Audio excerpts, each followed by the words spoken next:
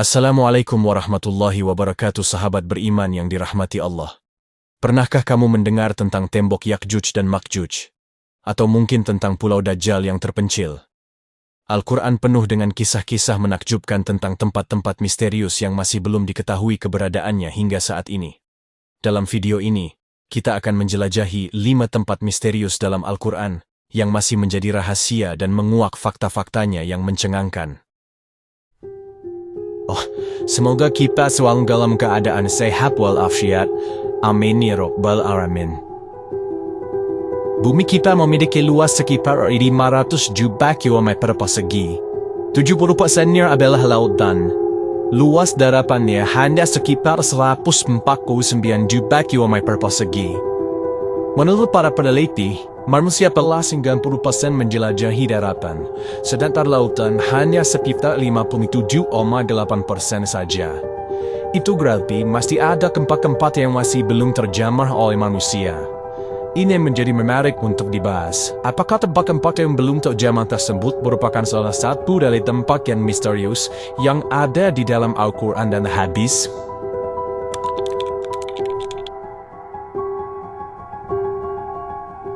Banyak dari teman-teman yang sudah mengetahui tentang Dajjal. Di hadis dan Al-Quran disebutkan bahwasanya Dajjal merupakan salah satu dari 10 tanda datangnya kiamat kubro. Jika Dajjal telah muncul, maka dunia saat itu telah diambang kehancuran besar. Dia dipenjarakan Allah Subhanahu wa Ta'ala di suatu pulau misterius dan dijaga oleh seekor hewan yang bisa berbicara yang bernama Al-Jassasah. Ada hadis Nabi SAW yang mengungkapkan tentang pulau ini.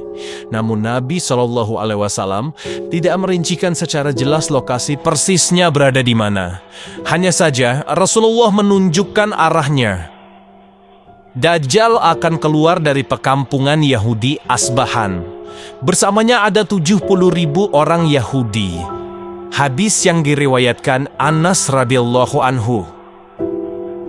Dajjal akan keluar dari bumi di arah timur yang dinamakan dengan Khurasan. Hadis yang diriwayatkan Abu Bakar As-Siddiq radhiyallahu anhu. Artinya secara pasti bahwasanya tempat munculnya Dajjal adalah dari sebelah timur dan tak jauh dari daerah yang bernama Khurasan. Maka di manakah sekarang Khurasan itu berada? Kalau sekarang, Khurasan itu terletak di negara Iran sebelah timur. Sekarang nama Khurasan dijadikan sebuah nama provinsi di sana. Namun, jauh sebelum itu, sejak abad ketiga Masehi, Khurasan itu adalah suatu wilayah yang luas meliputi Iran, Afghanistan, Tajikistan, Turkmenistan, Kazakhstan, dan Uzbekistan. Sedangkan tentang pulau tempat Dajjal dikurung mungkin saja berada tak jauh dari wilayah itu. Dan banyak tersebar kabar bahwa Dajjal dikurung di salah satu pulau di Yaman yang bernama Socotra. Karena pulau ini benar-benar aneh dan punya hewan dan tumbuhan yang tidak ditemukan di tempat lain selain di pulau Socotra ini. Banyak orang yang mengaitkan tentang pulau Socotra ini sebagai pulau Dajjal. Namun ada pula yang mengatakan Dajjal di segitiga Bermuda. Dan ada beberapa pendapat lain yang menyebutkan tentang di mana Pulau Dajjal ini sebenarnya. Tapi kita tidak bisa bahas itu secara rinci, karena nanti akan sangat panjang durasi video ini. Intinya adalah, sebuah petunjuk bahwasannya tempat Dajjal di penjara adalah di sebuah pulau. Dan satu-satunya orang yang pernah ke pulau itu dan bertemu Dajjal adalah Tamim Ad-Dari yang hidup sezaman dengan Nabi SAW. Tamim pun tak sengaja bertemu Dajjal, karena ketika itu kapalnya terombang-ambing selama 1 bulan dan terdampar di sebuah pulau yang entah ada di mana. Logikanya teman-teman, kejadian Tamim ini tidak pernah terulang lagi dan bahkan sampai saat ini bisa disimpulkan bahwasannya pulau tempat di mana Dajjal dipenjara memiliki lokasi yang tidak biasa. Atau bisa juga dibilang, dia bukan berada di dimensi manusia. Makanya tidak bisa ditemukan.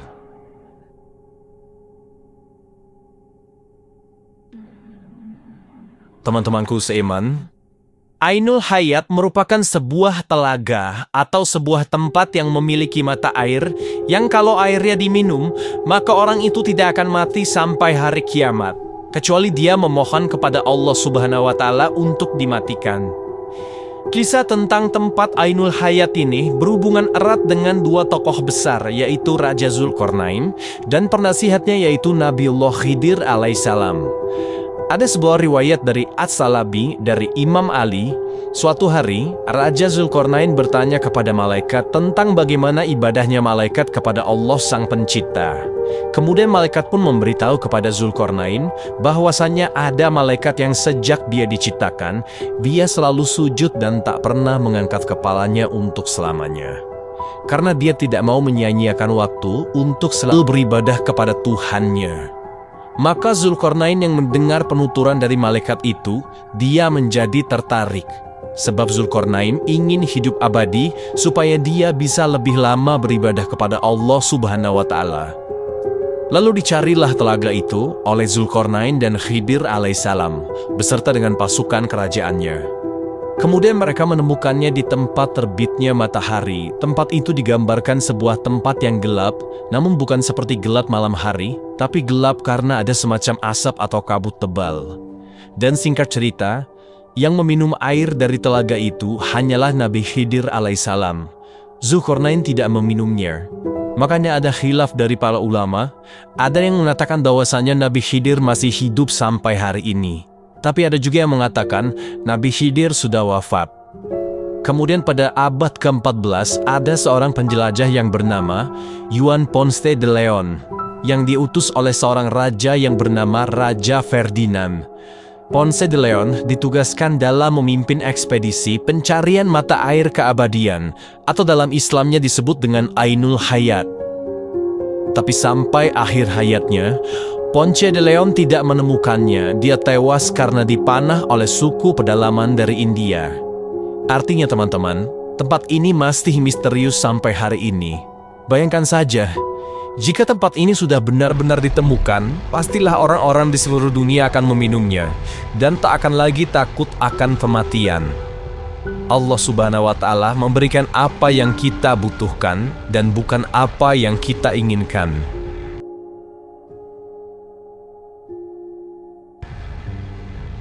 Sobat Jazirah Ilmu yang dimuliakan Allah, ini pernah kita bahas di dua video di channel ini.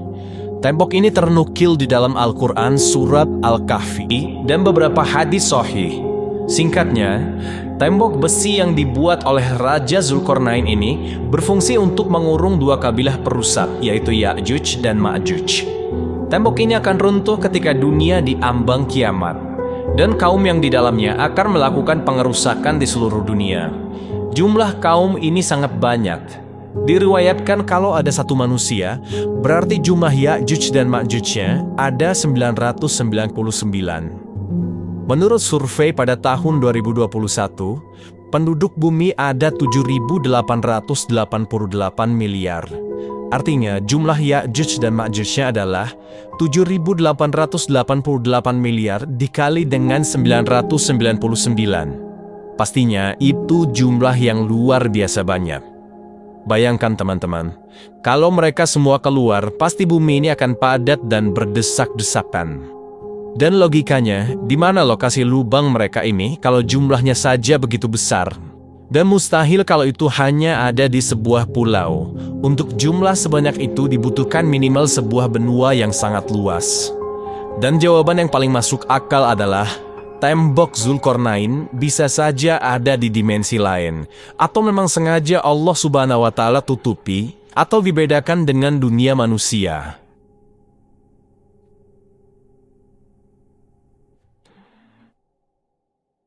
Teman-teman kru seiman, tadi kita bicara tentang pulau, telaga, dan tembok misterius. Kali ini tempat yang misterius adalah sebuah gunung.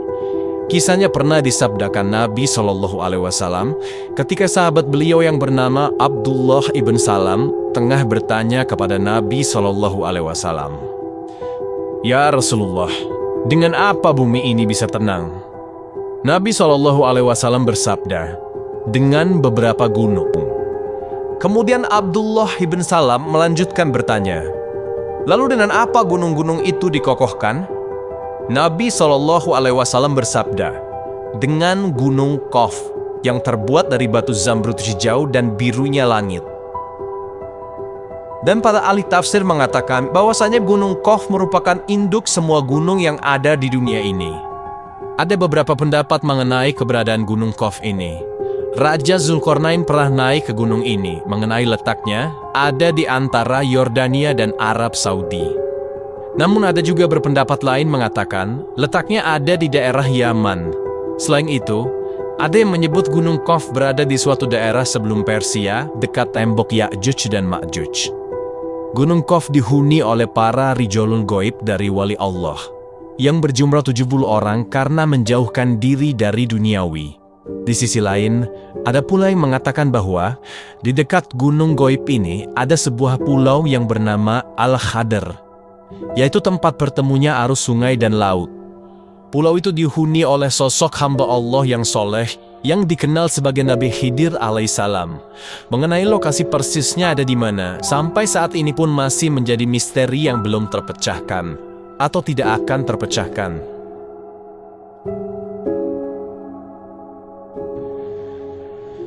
Kalau dinilai dari sisi kekayaan, mungkin sultan-sultan dari Indonesia tidak ada apa-apanya jika dibandingkan dengan Raja Sulaiman. Nabi atau Raja Sulaiman adalah sosok orang terkaya sebenarnya. Dia berkata, "Ya Tuhanku, ampunilah aku dan anugerahkanlah kepadaku kerajaan yang tidak dimiliki oleh siapapun setelahku. Sungguh, Engkaulah yang Maha Pemberi." Al-Quran, Surat Shad ayat ke-35. Dikatakan kepadanya, "Masuklah ke dalam istana." Maka tatkala dia melihat lantai istana itu, dikiranya kolam air yang besar, dan disingkapkannya kedua betisnya. Berkatalah Sulaiman, "Sesungguhnya ia adalah istana licin terbuat dari kaca." Berkatalah Balqis, "Ya Tuhanku, sesungguhnya aku telah berbuat zalim terhadap diriku, dan aku berserah diri bersama Sulaiman kepada Allah, Tuhan semesta alam." Al-Quran, Surat An-Naml ayat ke-44. Saking luar biasanya bentuk dari istana ini sampai-sampai ternukil di dalam Al-Quran. Menurut beberapa para ahli sejarah, istana megah Sulaiman dibangun oleh manusia dan bangsa jin. Makanya, istana dari Nabi Sulaiman ini istimewa. Tidak bisa jika dibandingkan dengan bangunan-bangunan modern seperti sekarang ini. Istana Nabi Sulaiman disebut dengan Solomon Temple atau Kuil Sulaiman. Hal ini sesuai dengan literatur bangsa Yahudi. Istana Nabi Sulaiman alaihissalam sekarang sudah tidak ada lagi alias sudah runtuh. Yang tersisa hanyalah tembok sebelah barat dari bagian kuil. Bagi orang Yahudi, bangunan ini dinamai Kuil Wailing Wall atau tembok ratapan. Nah, selama pemerintahan Hizkia, perluasan tembok ini dilakukan sampai ke arah barat, yang sekarang kita kenal dengan nama Kota Lama Yerusalem. Pada tahun 2005, seorang arkeolog bernama Eilat Mazar menemukan sisa-sisa peninggalan kerajaan Nabi Sulaiman. Dia menemukan situs pintu gerbang dengan lengkungan setinggi 18 meter yang dinamakan struktur batu melangkah. Maka karena ditemukan benda-benda itu, mereka melakukan penggalian besar-besaran sampai ke Masjidil Aqsa, yang akhirnya memicu kemarahan umat muslim di seluruh dunia karena ditakutkan sebab dari penggalian itu akan merubuhkan Masjidil Aqsa. Lalu, 2 tahun kemudian di tahun 2007, ditemukan kembali reruntuhan bangunan yang mereka yakini sebagai reruntuhan kuil Nabi Sulaiman. Kuil itu berada di sebelah Masjidil Aqsa. Walaupun bangunan kuilnya sudah terlihat hancur, para ahli sejarah yakin kuil Nabi Sulaiman masih bisa diangkat untuk dilihat.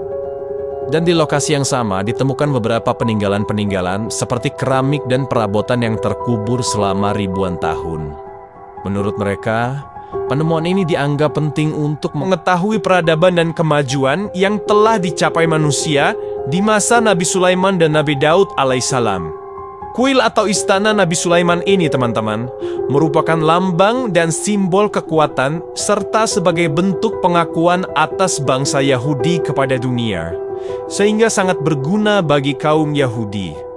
Ya, pada intinya, mereka mau mencari kuil Sulaiman dengan cara menghancurkan Masjidil Aqsa, yang merupakan salah satu tempat yang dimuliakan Nabi kita.